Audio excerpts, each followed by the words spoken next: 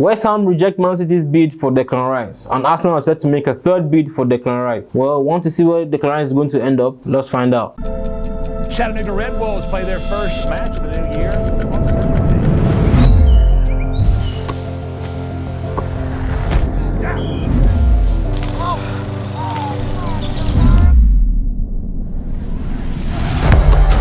Here comes Chattanooga now. Puts it in! Finds the back right corner.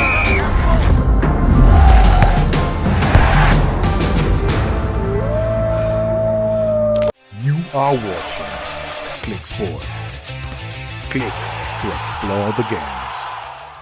Hi everyone, and welcome to Click Sports. My name is Shalom Habu, and without any further ado, let us jump into our transfer stories and rumors for the week. First up, none other than the biggest transfer story of the summer, Declan Rice. Where would Declan Rice end up? As things stand right now, Man City have entered the conversation and they are not looking like they're about to miss out on one of the biggest names in English football at the moment. Well, as things stand, well, from the reports, we have guys like Ben Jacobs, what do you call his name, David Ornstein and Fabio Romano, and what they're actually saying is Declan Rice has actually given his word to Arsenal and he's actually bent on moving to Arsenal. So Arsenal just need to have the money ready for West Ham, and so it's basically between the two clubs. Well, as things stands, well, we never really know, because that was what we saw with Mikhailo Modric. He had apparently given Mikel Arteta his word that he wanted to play for Arsenal, and Arsenal didn't have the money the Ukrainian club needed, and Chelsea were able to bring the money, and now he's at Chelsea. So you can't rule out Man City and the money that they have. Man City have probably the biggest bank or the biggest check in football, and they can sign any player they want if they are willing to sign. So let's see how this goes. This is getting more interesting as the day goes by. I mean, there's even more rumors coming up now that Manchester United might be sniffing around just in case any of the clubs dilly-dally. So let's see how this goes. This is very interesting. In the next story, we have Real Madrid star Vinicius Jr. signing a new 5-year deal. Wow, big news for Madrid. Good for them. It's good to see that they're keeping their stars and they're not losing their stars.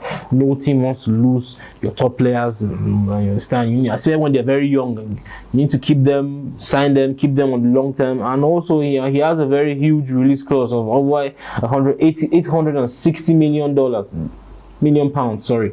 So yeah, if any team fancies they need Vinicius, you have to get 800 million. Where are you going to get 800 million from to sign Vinicius? So good one for Madrid. It's good to see. Understand? Signing up the players and keeping them, keeping them for the long term. It's good. Arsenal have finally now made a second offer to Ajax for Julian Timber, the defender. I'm sure a lot of United fans will not like this story, but Arsenal are really serious about this guy, and it looks like, yeah, the agreement is getting close. Ajax and Arsenal are set to reach an agreement, provided the improved offer is accepted. And yeah, this is good. I mean, this is a good signing for Arsenal. I mean, Arsenal right now, talking about Kai Havertz, talking about Declan Rice, talking about Julian Timber. Just these three guys alone, the spine of the team, Arsenal will really be a problem next season. No one is saying they're going to be guaranteed to win the title. Obviously, Man City are still the juggernaut of the EPL, but I mean, with signings like this, and yeah, I mean, wow, watch out for Arsenal. The other story, we have Tottenham are slightly closing in on a deal to sign Leicester City's star Maddison.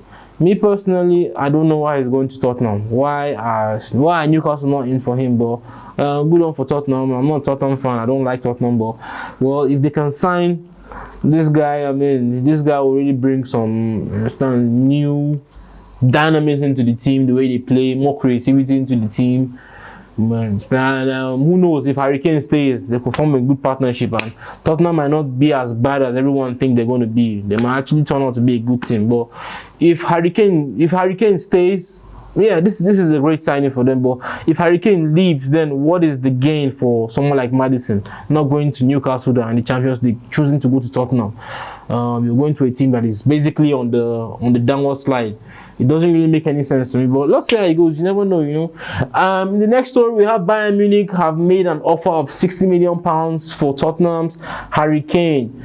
great news for Daniel Levy, great news for Spurs. Well, 60 million, I don't know if that is acceptable, but well, it's good because I mean, this news is even greatest most of all for Harry Kane himself, because Harry Kane needs to win a trophy, guys. I mean, you can't go through a career like he has, scoring the goals he has, and you can't lay your hands on the trophy. And who knows if the Premier League goal scoring record is big on his mind. If that is big on his mind, then that might be an obstacle to him moving to Bayern, and it might be an obstacle for Bayern. And then it might also be a problem for Spurs and Daniel Levy, who may not want to sell him to an English rival team. And the most likely destination for him could either be Chelsea with Mauricio Pochettino, or maybe or Manchester United. The most likely destination for him. Me personally, I feel that would be the best club for him to move to. He will improve Manchester United and he will give them a shot for the title next season. So let's see how it goes. Let's see how it goes for Bayern Munich. Let's see how it goes with Daniel Levy. Daniel Levy is a very tough negotiator, and you never know with that guy. You never know. At the end of the day, the Harry Kane might end up leaving, but he might end up leaving for over 100 million. So let's see how it goes. Liverpool sources are claiming that Liverpool will rival Man United and PSG for Napoli's Victor Osimhen. Me personally, I think this is just a flat out. This is like, you just signed Liverpool just signed Darwin Núñez last season, and he wasn't all that bad. You could see signs that yes, give him a season or two and then he will come good. So where is this rumor coming from? Liverpool are looking for midfielders right now. There's talks of signing Marcus Thuram. There's talk of even Ryan Gravenberch, which I heard talks have sort of slowed down and he might want to stay at Bayern. There's talks of people like Franck Kessié. I mean, Liverpool need a midfielder. They need a midfielder. They might need a defender. You never know. But midfield is the most important thing for Liverpool right now. So I don't know where this rumor has come from. Well, you never know with football. You never know with Liverpool. Sometimes they can just surprise you with an odd signing. Yeah, Chelsea and Man City battle to sign Arsenal youngster Ethan Nwaneri, as the Gunners have until Friday to agree scholarship terms with the youngest player in Premier League history. Me personally, if I have any advice for this young man, I'll tell him, stay at Arsenal. You've seen the likes of Emil Smith-Rowe, you've seen the likes of Gabriel Martinelli, you've seen the likes of Bukayo Saka.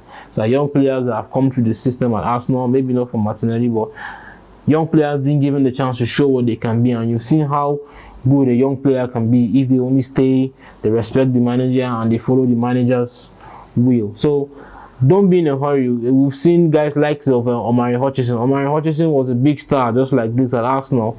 Left, went to Chelsea and played a few games for Chelsea, and ever since then we've not even heard from him now.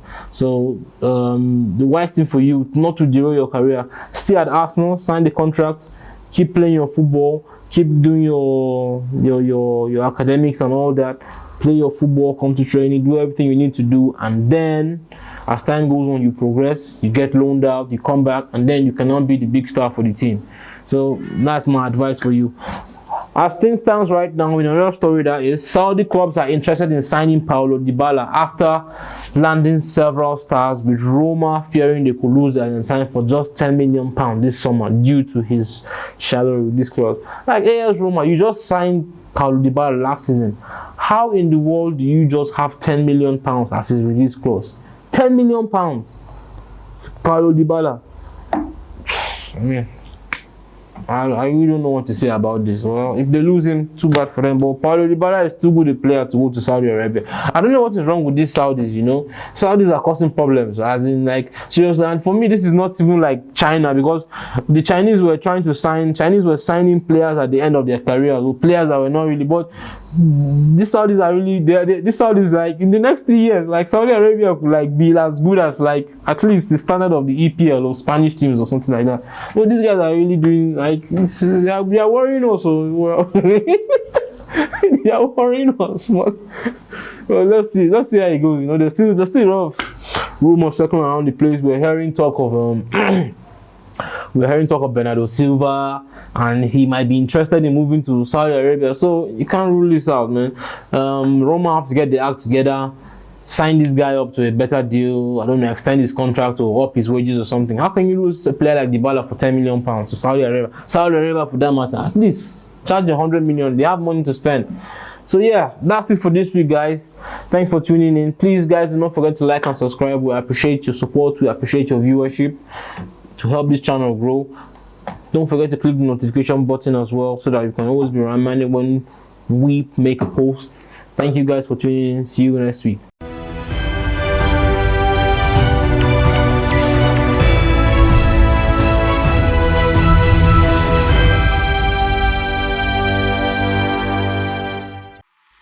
Packaged by iKing Media.